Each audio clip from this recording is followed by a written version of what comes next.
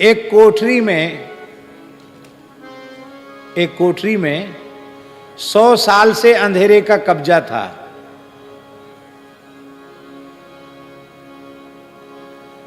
एक कोठरी में 100 साल से अंधेरे का कब्जा था। 5-7 वर्ष भी कोई रह जाता है तो उसका कब्जा पक्का हो जाता है।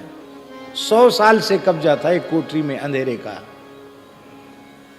राधा कृष्ण बाल व्यास जी उस कोठरी में पहुंच गए। एक दीपक लेकर चले गए।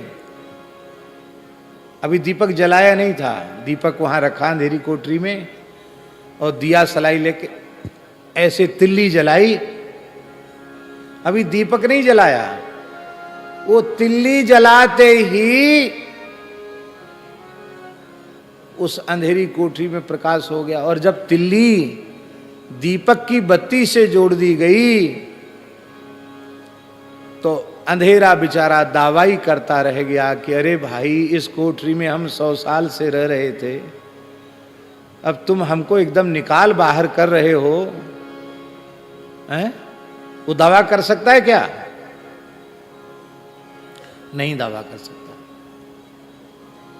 सारी धरती का अंधकार मूर्तिमंत हो जाए, कवच धारण कर ले, कमर कस ले कि सवेरा होते ही हम सूर्य से लड़ेंगे, लड़ पाएगा? सूर्योदय होते ही, अरे उदय की बात जाने दो, पौ फटते ही, अरुणोदय होते ही, प्रभात बेला आते ही अंधकारों को किसी कंदरा में जाकर छिपना पड़ेगा। सूर्य के सामने अंधकार नहीं रह सकता। जिस भरत जी के हृदय में श्री सीताराम जी का निरंतर निवास है, उनके प्रताप का सूर्य चमक रहा है, वहां अंधकार को घुसने की शक्ति कहां है? अंधकार नहीं घुस सकता। माया अंधकार है और माया अंधकार वहां काम नहीं कर सकता। महाराज जी, श्री सीताराम में और श्री सीताराम नाम में कोई अंतर नहीं। श्री श्यामा श्याम में और श्री श्यामा श्याम के पवित्र नाम में कोई अंतर नहीं। रूप का प्रकाश हो या नाम का प्रकाश हो या लीला का प्रकाश हो या भगवान के श्रीधाम वृंदावन का, श्री अयोध्या का, श्री चित्रकूट का प्रकाश हो, वहां अंधकार नहीं रह सकता।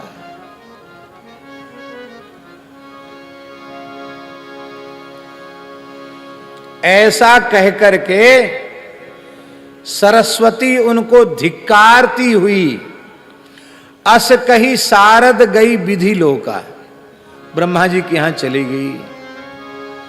अब विबुध विकल निसी मानहु को का, देवता बड़े व्याकुल हो गए कि अब हमारा क्या होगा। हमारे पास एकमात्र सरस्वती का ही हथियार था, एक बार तो हथियार काम कर गया, दूसरी बार हथियार ही भाग गया, वो ब्रह्मलोक चलेगी, अब क्या होगा।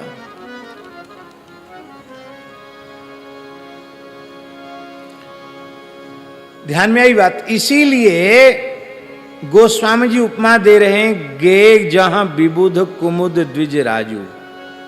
देवताओं के जो मन है ना, वो भरत के प्रताप रूपी सूर्य के आगे सब मुरझा गए, कुमला गए, पर राम जी चंद्रमा हैं। चंद्रमा के उदय होते ही कुमुदनी खिल जाती है, क्योंकि भगवान को तो देवताओं का काम करना ही है।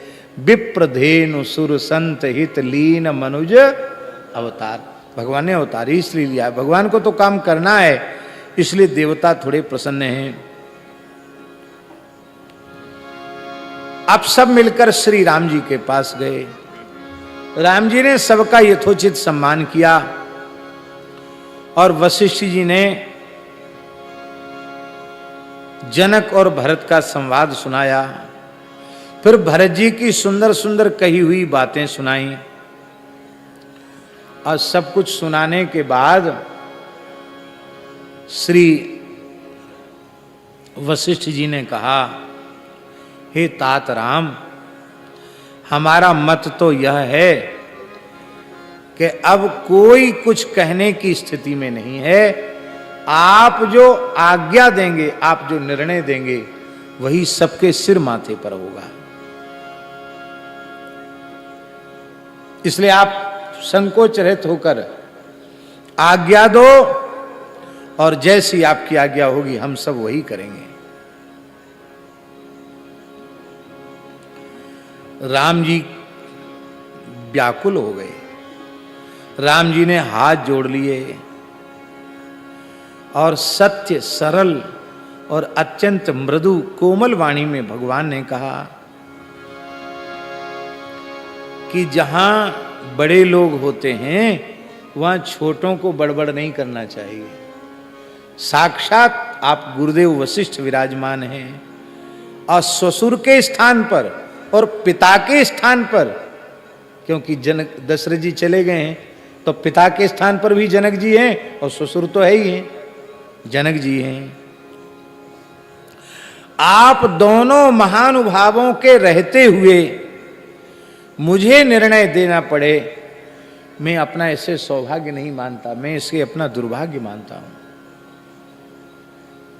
छोटों का धर्म है बड़ों की आज्ञा का पालन करना, ना कि बड़ों को आज्ञा देना। आप कहते आपकी आज्ञा हमारे सिर माथे पर है। राम जी भावाविष्ट हो गए। राम जी ने कहा, हे गुरुदेव, मैं आपके चरणों को छूकर सौगंध खाता हूं, शपथ खाता हूं कि आपकी जो आज्ञा होगी और मिथिलेश की जो आज्ञा होगी वह सबको सिरोधारी होगी। यहां महाराज जी शपथ केवल वशिष्ठ जी की नहीं, दोनों की शपथ ले रहे हैं। तो इसमें बड़ा सुंदर भाव है कि वशिष्ठ जी खड़े हैं और जनक जी खड़े हैं, जनक जी और भरत जी पीछे खड़े हैं। भरत जी कुछ नहीं बोले, भरत जी तो केवल रो रहे हैं। वो सारी बात वशिष्ठ जी राम जी को कह रहे हैं। राम जी भावाविष्ट हो गए।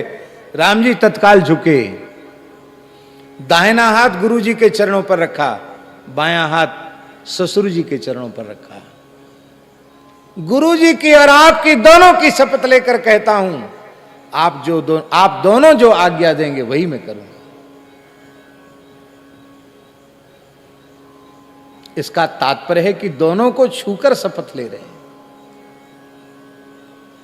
गुरु जी के विराजमान अवस्था में शिष्य गुरु जी के चरण को छूकर शपथ ले, इससे विकट परिस्थिति और क्या हो सकती है। पिता के सामने पुत्र कहे कि मैं आपके चरण छूकर शपथ लेता हूं, इससे विकट परिस्थिति और क्या हो सकती है। ये आर्तावस्था की चरमावस्था है, आर्तावस्था की चरमावस्था है। ऐसी अवस्था में ही व्यक्ति ऐसा कर सकता है। राम जी बहुत विकल हैं। राम जी बोल रहे हैं कि मैं शपथ पूर्वक कहता हूं